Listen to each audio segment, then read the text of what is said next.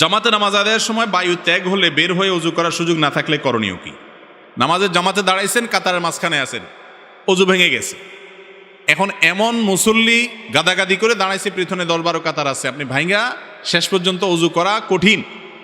এরকম যদি হয় তাহলে অজু ভেঙে গেলে ওই অবস্থায় অপেক্ষা করবেন। বসা অবস্থায় অজু গেছে বসে থাকেন, দাঁড়ানো অবস্থায় গেছে দাঁড়ায় থাকেন, এরপরে যখন সুযোগ পাবেন বের হবেন।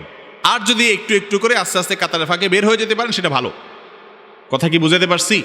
আমাদের দেশে মসজিদগুলোতে এই ব্যবস্থা রাখে না। আরব দেশগুলোতে বেশিরভাগ মসজিদের চারপাশে 2 ফিট 3 ফিট করে জায়গা খালি রাখে, যাতে করে কারোর অজু ছুটে গেলে সে সবাই সামনে দিয়ে, নামাজি ব্যক্তি জামাতের সাথে নামাজ পড়লে ইমাম সাহেবের সামনে সূত্রা থাকলে অন্য মুসল্লিদের সামনে অজু ভেঙে গেলে সামনে দিয়ে গেলে অসুবিধা হবে না। কিন্তু যদি 10 কাতারের সব মুসল্লির নামাজের মনোযোগ নষ্ট করেন আপনি, সেটা তো আরেক মুসিবত।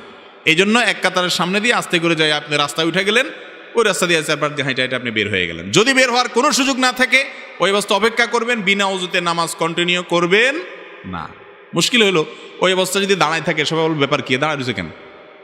সবাই বুঝে যাবে যে এর বায়ু আসছে, তাহলে আপনি শরম পাইবেন। সেজন্য আপনি সবার সাথে সাথে তাল মিলাবেন না। শরম পাইছি সেজন্য আমি নাফরমানি করব, গুনার কাজ করবো, সুযোগ নেই। দাঁড়ায় থাকবেন, যে যা মনে করে করো, কিচ্ছু আসা যায় না।